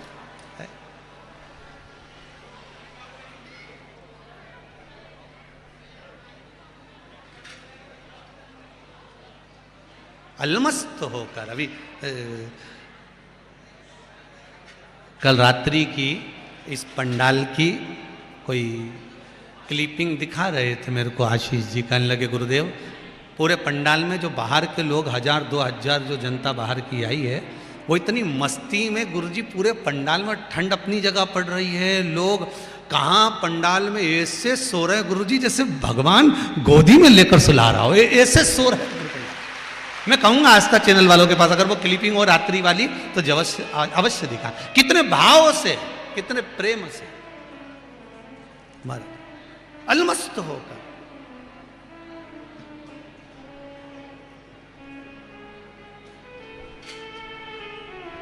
जैसे भगवान अपनी गोदी में, और हो भगवान की भक्ति में ऐसे ही डूबना। आग लगे बस्ती में अपन रहो मस्ती में। शिव महापुराण की कथा कर रही है, मंथन में 5 गौएं पहले निकली है। अच्छे और बुरे लोगों के मंथन में कोई अच्छा कहेगा, कोई बुरा कहेगा, पर 5 गायों का स्मरण आप अपने साथ रखना। कि क्यों किसी पुराण में ऐसा नहीं लिखा कि मंथन में बस इतना जरूर लिखा कि गाय निकली, पर शिव महापुराण में लिखा 5 गाय निकली। तो शिव पुराण में वेद व्यास जी ने 5 गाय के नाम भी लिख दिए। तो वो 5 गाय कौन सी है उसका स्मरण करें। नाम तो इन्हें लिखा कि नंदा थी, सुभद्रा थी, सुरभि थी, सुशीला थी, बहुला थी, ये 5 गाय निकली। पर हमें अपने ऊपर कथा को लेना है कि अच्छा और बुरा, राक्षस और देवता मिलकर समुद्र मथे तो गौ माता निकली। जब अच्छा और बुराई की लीला चालू होगी तो हमको भी ध्यान रखना है, 5 गाय हमारे को साथ कर रखना है। पहली, जम के बोलिए, अपनी जिह्वा। बहुत साधना पड़ेगी, वाणी ऐसी बोलिए, जम के बोलो, जो मन का आपा खोए। और आज के जमाने में वाणी ऐसी बोलिए जो जम के झगड़ा होए, पर उससे मत बोलिए जो तुमसे तगड़ा। ये तो आज का जमाना बड़ा विचित्र है। लोगों को तो बोलने के भी भान नहीं रहते। एक कथा आती है ना, बीच में पहले भी सुनाई, एक राजा ने एक महल बनाया, बड़ा सुंदर महल, उसका दरवाजा सामने। गांव के सेठ जी को बुलाया, सेठ जी जरा बताओ महल कैसा बना। सेठ जी ने कहा, महाराज क्या जोरदार महल बनाया तुमने, क्या जोरदार महल बनाया महाराज, इतना जोरदार महल कभी नहीं देखा, पर महाराज इसमें एक कमी रह गई। तो सेठ जी ने पूछा, वो कौन सी कमी है। राजा ने पूछा, दरवाजा छोटा रख दिया तो उससे दिक्कत क्या है तुम बताओ। तो सेठ जी बोले, गांव के नगर सेठ बोले, महाराज बात इतनी सी है कि जब तुम मरोगे तो तुम्हारी अर्थी कैसे निकलेगी। राजा ने कहा, बताओ, हमारे मकान का मुहूर्त और ये मेरी अर्थी निकाल रहा है। राजा ने अपने दूतों को बुलाया कि इसको जेल में बंद करो, बंद करो इसको ले जाके। उसको जेल में बंद कर दिया। थोड़ी देर बाद इसकी पत्नी आ गई। पत्नी आई, महाराज मेरा पति आया था। राजा बोला, तेरे पति को बोलने के लक्षण नहीं है क्या, कि महल अच्छा बनाया, दरवाजा छोटा रख दिया, जब राजा तू मरेगा तो तेरी अर्थी कैसे निकलेगी। इतने में पत्नी बोली, महाराज मेरे पति को तो बोलने के लक्षण नहीं है, उसको क्या करना, अर्थी कैसे निकलेगी, राजा को काट काट के निकाल देंगे। तो राजा के तो और कांटे से खून अंदर और गुस्सा भरा गया। राजा ने दूतों को बुलाया, इसको बंद करो, ले जाओ इसको बंद करो, यहां से ले जाके। उसको भी बंद करा। थोड़ी देर बाद उसका छोरा आ गया, महाराज मेरे माता पिता आए थे। राजा ने कहा, तेरे पिताजी को बोलने के लक्षण नहीं, तेरे पिताजी को बोलने के लक्षण नहीं, क्या कि महल अच्छा बनाया, दरवाजा छोटा रख दिया, जब राजा तू मरेगा तो तेरी अर्थी कैसे निकलेगी, और तेरी माता क्या क्या काट काट के निकाल देंगे। इतने में छोरा बोला, महाराज ना तो मेरे पिताजी को बोलना आता है, ना मेरी माँ को बोलना आता है, उनको क्या करना, अर्थी कैसे निकालेंगे, राजा को अंदर ही जला देंगे। चक्कर खा बापड़ा राजा के चक्कर आ गया कि पूरा खानदान ही एक जैसा है। तो यहां तो एक चावल का दाना माताएं उठा के पूरी हंडी बता देती है। हमारी माताएं, भारत की भूमि की मां, बराबर दुनिया में कोई परखैया नहीं हो सकता। एक चावल उठाए और बता दे हंडी पक गई, इतनी परखैया है हमारे यहां की माताएं।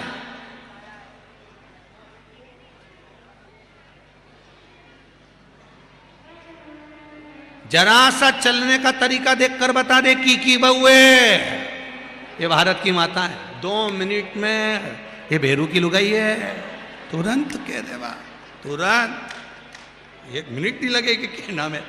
भले इन्हें नहीं देखा, उसका मुंह नहीं देखा, पर कहते कि ये की बहू है, तुरंत। इतनी परख माताओं में, इतनी परख। कहीं तुम समझो, माए अब मंथन में निकला है, इस जिह्वा पर कंट्रोल हो। लोग बुरा कहेंगे, अपशब्द कहेंगे, ताने देंगे, आड़ा टेढ़ा बोलेंगे, दूसरा, महाराज जब मंथन हो रहा है अच्छा और बुरा का, तो दूसरी गाय इन नेत्रों को कह दिया है इन पर संयम रखना। लोग आप में बुराइयां छांटें, पर आप किसी में बुराई मत छांटें। ये दूसरी गाय है, ये दूसरी गौ है। जिस कलर का चश्मा लगाओगे सामने वाला व्यक्ति वैसा ही दिखेगा। चोर को चोर नजर आता है, साहूकार को साहूकार नजर आता है, बेईमान को बेईमान नजर आता है, ईमानदार को ईमानदार नजर आता है, धर्मात्मा को धर्मात्मा नजर आता है, पुण्यात्मा को पुण्यात्मा नजर आता है, संत को संत नजर आता है। जिसकी जैसी दृष्टि होगी सामने वाली सृष्टि वैसी नजर आए। वो बुरा देख रहा है, उसे देख रहे, आप बुरा ना बोलो। आपको बुरा नहीं बोलना, आपको बुरा देखना भी नहीं। ये दूसरे नंबर की गाय है जिसको मंथन में प्रकट किया। तीसरी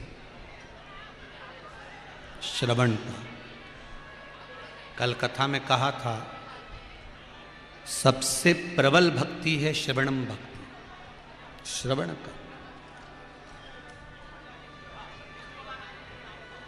जिसने अपनी जिंदगी में सुनने की आदत डाल ली वो आगे बढ़ गया। श्रवणम, थोड़ा सुनो, अपने भीतर रखो।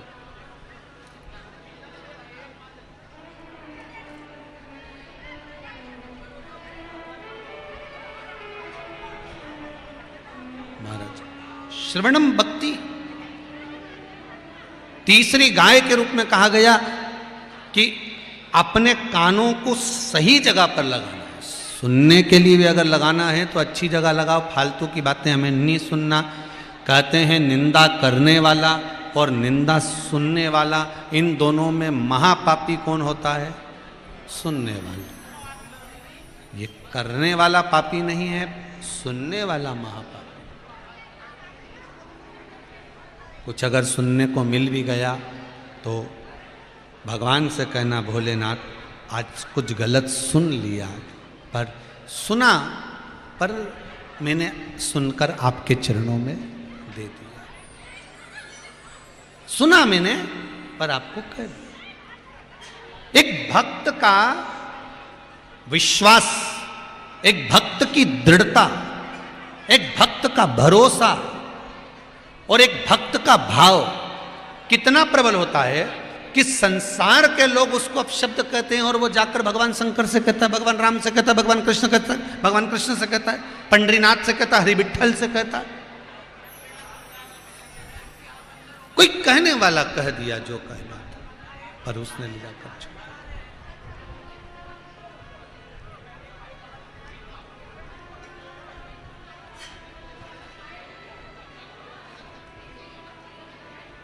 महाराज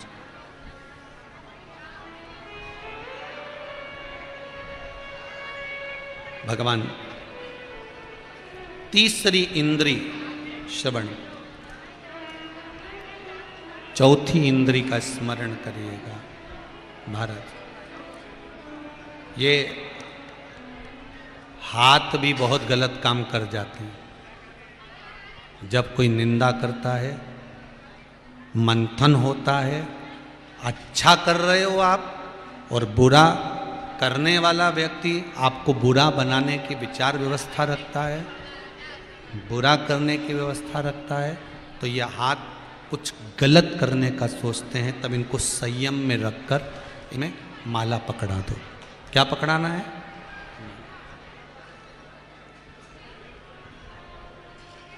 भोजन, भंडारे का जब भोजन बनता है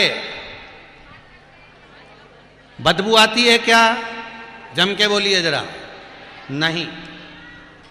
भंडारे का भोजन बनने के बाद सब जीम के चले जाते हैं, तब खुशबू आती है क्या? जम के बोलो नहीं। फिर क्या आएगी? जब भंडारे का भोजन सब जीम के चले गए, 1-2 दिन हो गए, तब वहाँ जो झूठी पत्तल पड़ी रहेगी, झूठन पड़ी रहेगी। तुम लोगों को तो मालूम होगा भंडारा भंडारा जहाँ होता, तो भंडारे का भोजन बना तब बदबू नहीं आई, भंडारा चालू हुआ तब बदबू नहीं आई, भंडारा जब चलता रहा तब बदबू नहीं आई। बदबू कब आएगी?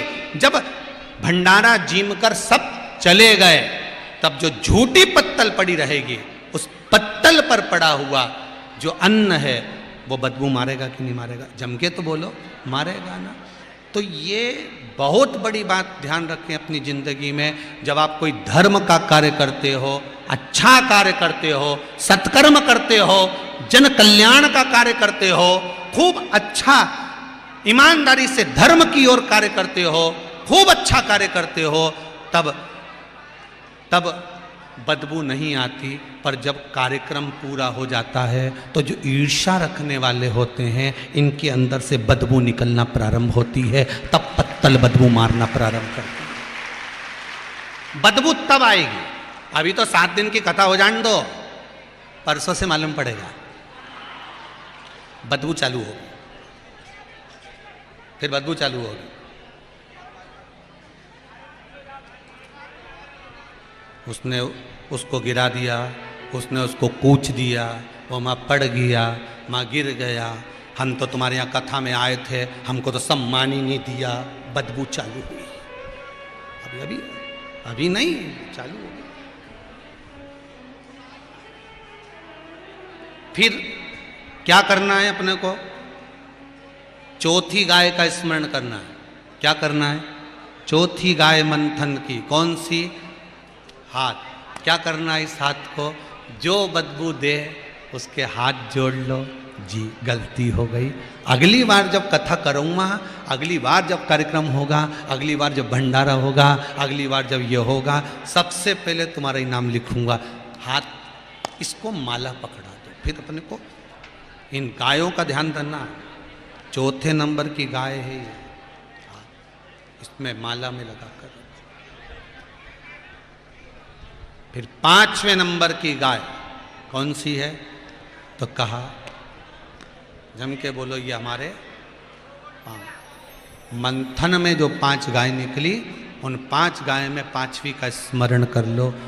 देवता और राक्षस मिलकर जो मंथन करे हैं, देवता और राक्षस मिलकर जो मंथन करे, उसमें सबसे पहले गाय निकली। अच्छे और बुरे के संसार में 5 चीजों का स्मरण करे, फिर रहेगा पांव।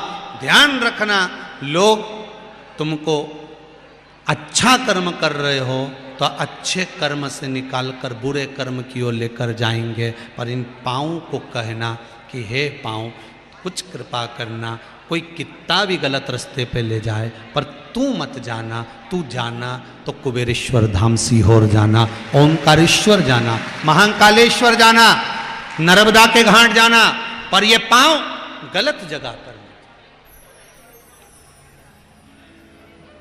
इन पैरों से कह वो कहे, लिखण वाले तू हो के दयाल लिखना, मेरे चरण ऊपर गुरु जी का द्वार, मेरे चरण ऊपर गुरु जी का द्वार, नैनों पे लिखना दर्शन गुरु का, नैनों पे लिखना दर्शन गुरु का। कई माताओं ने पत्र में लिखा है, अपना अपना भाव है, ये तो आप लोगों ने लिखा। एक माता ने लिखा है कि कुछ मिले ना मिले, पर मेरे खरगोन में शिव महापुराण की कथा होगी और मुझे कुछ नहीं चाहिए। एक माँ ने लिखा है पत्र के अंदर।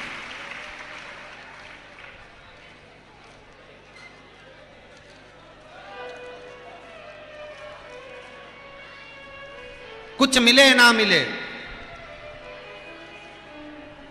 पर शिव महापुराण की कथा हो गई खरगोन में, इससे बढ़कर और क्या चाहिए।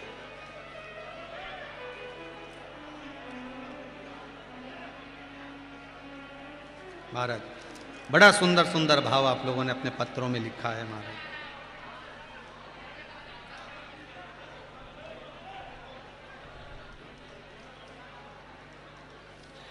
मधुबाला वर्मा हरदा से जिन्होंने लिखा, कुछ मिले ना मिले पर खरगोन में शिव महापुराण की कथा में हरदा में इंतजार करते रहे, पर कथा खरगोन में होना थी, नर्मदा जी की कृपा थी, पर सुनने को मिल गई यहाँ भी मेरे परिचित, इसलिए मैं यहाँ रहकर कथा सुन रही। ये विश्वास देखिए लोगों का। पाठक परिवार तो कथा करवाया है, परंतु कथा पाठक परिवार करवा रहा है शंकर की कृपा से, पर कथा आप सबके भाग्य से हो रही है इस बरस तारा कालों में, आप सबके भाग्य से हो रही है। 7 दिन में 8 दिन में कोई कहीं प्रचार करने नहीं जा पाया, कोई बोलने नहीं जा पाया, किसी के यहाँ पत्रिका नहीं छप पाई, बट नहीं पाई, कहीं चावल नहीं दिलाया, कहीं किसी के आगे जाके कहना नहीं पड़ा कि साहब चलो। बस आप कथा सुनने आए, आपने दूसरे से कहा, दूसरे ने तीसरे से कहा, तीसरे ने चौथे से कहा, और ये बाबा की कथा चलते चलते चलते चलते आज 7वां दिन आगे बढ़ता चला जा रहा है। ये चलते चलते सब आए। इन चरणों से कहना कि जाना गुरु के द्वार, नैनों पे लिखना दर्शन गुरु का, नैनों पे लिखना दर्शन गुरु के, कानों में गुरु जी का शब्द लिखना, मेरे हृदय अंदर सतगुरु का प्रेम लिखना। हे बाबा शंभु त्रिकालदर्शी, हे कैलाशी, हे अविनाशी, हे शंकर, ऐसी कृपा बनाकर, ऐसी करुणा बनाकर, ऐसी दया बनाकर रखो कि हम मार्ग से भटके नहीं। 5 इंद्रियों पर ध्यान देना भाई। अच्छे और बुरे को मिलाकर यह संसार बना है, अच्छे और बुरे को मिलाकर यह परिवार बना है, अच्छे और बुरे को मिलाकर यह संबंध बना है। हमारे रिश्ते भी अच्छे और बुरे से बनते। परिवार में कुछ अच्छे भी रहेंगे तो कुछ बुरे भी रहेंगे, कुटुंब में कुछ अच्छे भी रहेंगे तो कुछ बुरे भी रहेंगे, दोनों में। तो 5 गाय कौन कौन सी है, जरा हाथ उठाकर सभी लोग अपना वर्णन करेंगे। पहला जिह्वा, दूसरी नाय, ये नयन, तीसरी श्रवण, चौथी हस्त, 5वीं है। बस इतना स्मरण रखना, जब कोई बुरा कहे, बुरा बोले, अपशब्द कहे, अपशब्द बोले, हमारे को इन 5 को भगवत भजन में लगा देना है, स्मरण में लगा। जब कोई ज्यादा आड़ा टेढ़ा बोले तो नर्मदा जी नहा के आ जाना। क्या लेकर जाना? नर्मदा नहाने जाओ तो क्या लेकर जाना? जम के बोलो जल्दी से, जल्दी बोलो। तुम तो नर्मदा जी के किनारे के हो। हाँ, कोई पूछे तुमसे कि नर्मदा नहाने जाओ तो क्या लेकर जाओ? सब एक दूसरे का मुंह देख रहे, बोलो तो।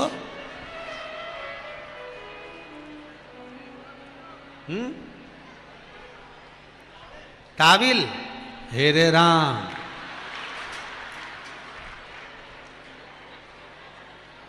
यही है ना मंडलेश्वर है? तो वहाँ मार्केट में टाविल नहीं है।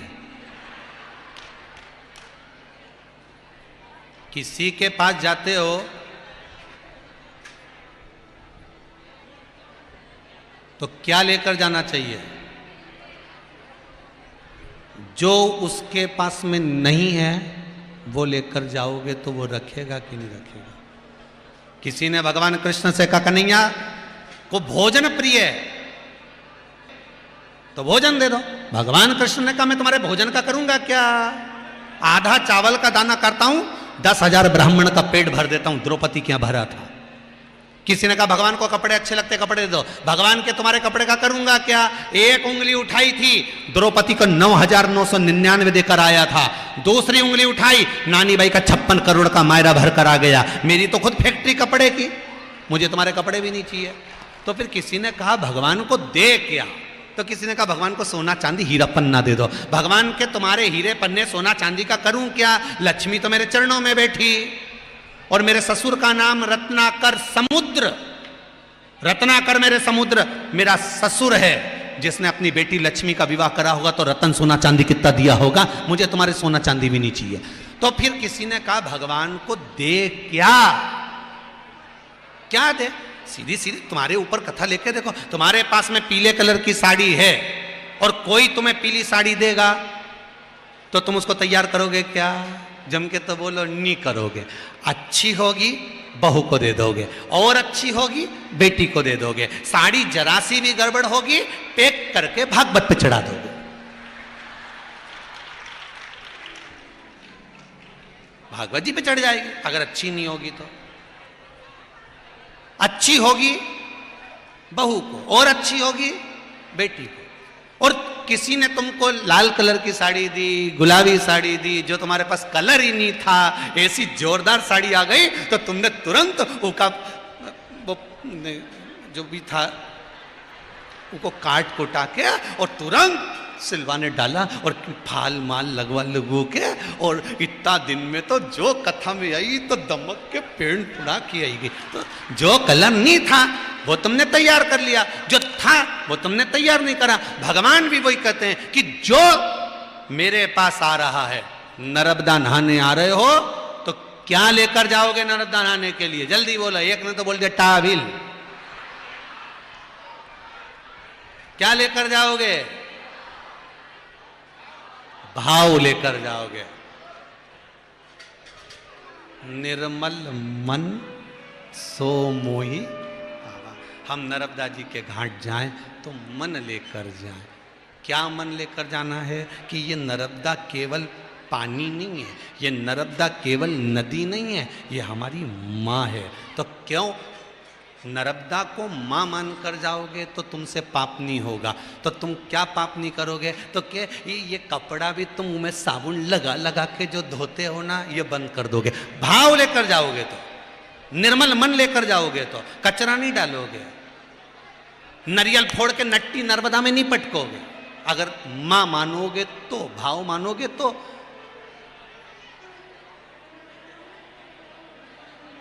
दिल मान। माँ नर्मदा तो है कलयुग की गंगा, दर्शन से तेरे मन हो जाए। माँ नर्मदा तो है कलयुग की गंगा, दर्शन से तेरे